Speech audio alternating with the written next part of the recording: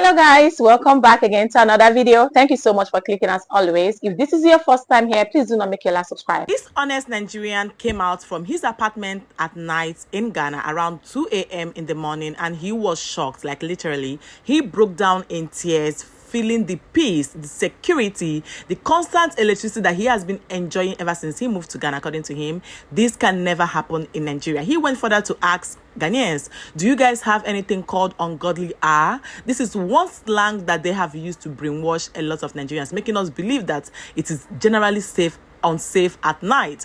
He wished this for his country, Nigeria, and he cannot wait to share how he genuinely feels about Ghana. Let's watch these videos.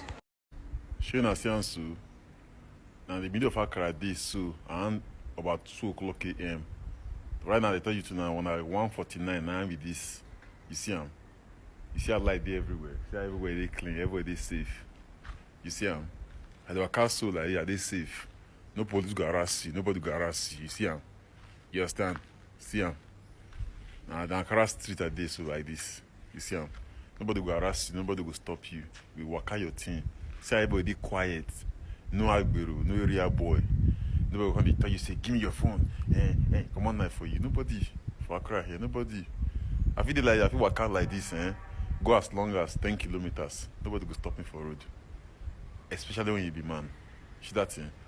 You understand? And if you look at it, you see, people see they move. You see, and the car see they go. So, you see, and almost 2 o'clock a.m. be this, so Accra no they sleep. People know they sleep for Accra. Everybody is free to move on their own. You understand? So I don't know what in Nigeria they do. We say anytime you don't reach like 8 o'clock, your parents will tell you say ungodly hour. What are you doing out on this ungodly hour? Stay in your house. Stay in your house. How? Stay in your house. How? By 8 o'clock p.m. Tell me say ungodly hour. Now where they even get that English come up from safe? Ungodly hour. Ungodly hour around 8 o'clock. They tell me say ungodly hour where? Ungodly hour. The hour is made for you to work at any time you want to work. Go anywhere at any time you want to go anywhere. But Nigeria, they're touching an ungodly hour. People go tell you, say, shut up! What are you doing out there at this ungodly hour?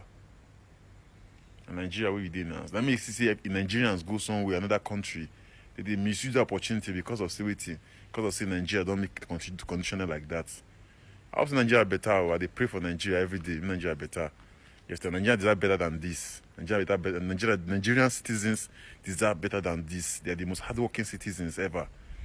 Very intelligent people. We deserve better than this. May God help us in Nigeria. Amen. This is what my school look like in the night. And I know you'll be wondering, what does this have to do with you? And why do I have to make this video? I mean, this is not the first time I've been in the school tonight, and I think I've seen something like this. But this is the reason why I actually made this little video. I want to use it and emphasize on something. So early this week, I was scrolling online on TikTok, and I saw a Nigerian content creator who was saying that Ghanaians are always bragging that they are better than us. That the only thing that Ghana are better than us with is light. Apart from light, nothing else. And the person also for that, and we are even bragging that we can actually buy a generator, we can fuel our generator, we are rich, The richest man in Africa is Dangote, and so many other things. And in that video, I was like, some people, are they okay? So how can you actually be bragging with something like that we can buy a generator, we can fuel, we are rich? Is that what actually make us rich, or are we even living in suffering? Was that not the case? Let me actually talk why I made this video. If you know the benefit of having steady light, you won't be able to be bragging or be defending unnecessary things like we normally do, just to feel like nobody's above us. So within the time I made this video was around 10 o'clock. This video I made this video around 10 o'clock because I actually stayed to that moment. I can even stay sometimes to 12 o'clock and I can still come back to my house with nothing to be afraid of, because there is steady light. There is light from my school to my house. So I have never been afraid here ever since I came here. This is my 3 years in Ghana, and this is my 3rd year. And I'm telling you, since I came to Ghana to this moment, I've not passed anywhere and had the sound of generator that you people are bragging with. I've not gone to any barbing salon or any hairdresser salon and I wasn't able to do whatever I want to do, or I've even salon I've not had sound of generator. The market I go, I think I've thought it around and I'm not seeing where they are selling generator. So it is something that needs to be applauded for. But instead of us to accept this situation that we are in and could even agitate for our government to do more, we are coming online to brag about our suffering. oh God, who does this thing? But that is by the way. So what I'm trying to let you know is that because of steady light, Ghanaians were able to achieve a lot.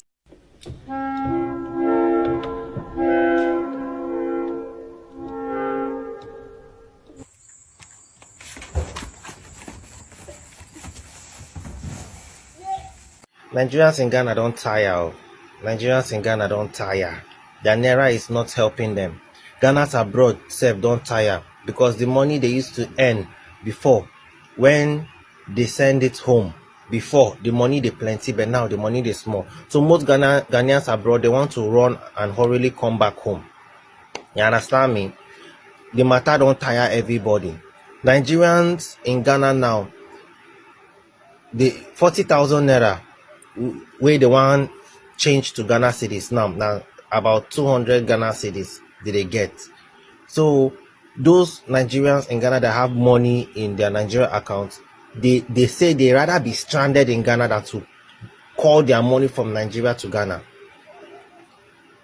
It's crazy. That is the benefit of having a country that works. And all these drastic positive changes we see for Ghana never reach 6 months. And right now it is rumored that the president of America, Trump, wants to visit Ghana onto the same issue, say Ghana currency they rise. It is very, very good. It is really, really good. I'm really proud of how Ghanaians are growing, to the extent that Ghanaians abroad are contemplating coming back home. When will Nigerians contemplate coming back home? You know, say for that abroad there, unless you are really, really rich, like celebrity status rich, you cannot properly own a house. But here, you can buy anything you want. There, they are living on loans and buy now, pay later. Should they see the meters that they work on, see them that they work. That video when I do for my backup page, I know show the meter, as in the one where they work. Why? Because I want to check my Nigeria brothers' reaction, and indeed I see them 24 hours. No be child's play. I genuinely pity some ignorant Nigerians that always come up to say things like, aside constant electricity, what can Ghanaians boast of? They now forgot that without electricity, security will be messed up. The reason why that young man, Smiling Muscles, came out to walk around on the streets of Accra by that time is because of constant electricity, right? He could see, to pick up people, engaging in crimes would be easy. But imagine when you are walking outside, probably to get something, and you need to walk with your torchlight. What if someone snatch your phone from you? How can you walk on the streets of Nigeria? Let me use Lagos for an example. In the midnight, and people be like, maybe if you complain that you are being robbed, they will ask you where we are coming from. Maybe you're coming from a club or something. They will blame you for walking on an ungodly hour.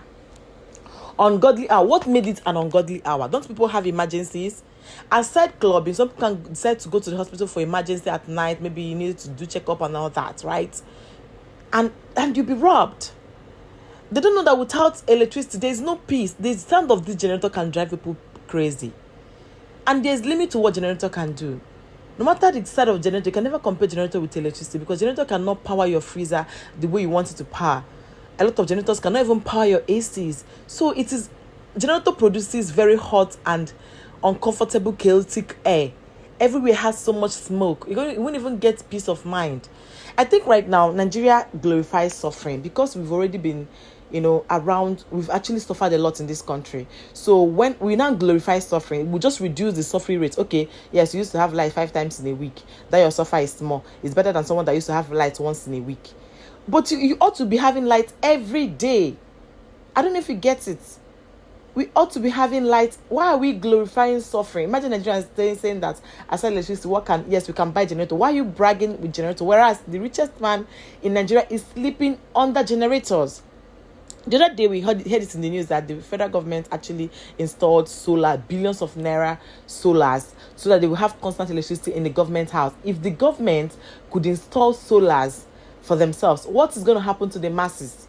What is going to happen to the citizens of this country? That means we do not have any hope. When we have a lot of Nigerians coming on social media to cry, to pour out their mind, some of them are even like already depressed, saying that these are things we wish for our country, Nigeria. Why is it a big deal? Why is that people, even some Nigerians, I don't know if these guys are maybe paid by the government, because there is no any insane Nigeria, should I say sane Nigeria that would banter with some Nigerians making content talking about how bad Nigeria is and the changes that we desire. I'm just trying to wrap the whole thing around my hand, but then I'm finding it difficult to do so. When people are using their platform to say things that they don't really like, that things that is depressing them, oppressing them, we still have a lot of Nigerians telling us that we should not say those things. Why? Why do you want us to continue to suffer just like you? We have our mouth and we have right to say things just the way we feel. It does not make us unpatriotic. It does not make us not to have love about our country, Nigeria. But then it makes us to voice out to say things that we really, really desires. I don't know if that makes sense. Thank you guys so much for watching up until now. Let me know what you think in the comments. If this is your first time coming across my face, my name is Uju. You are highly welcome to Uncut. So do not make a subscribe. And I will see you guys soon in my next video. Please let me know in the comments. Is there anything called ungodly art in Ghana? Bye guys.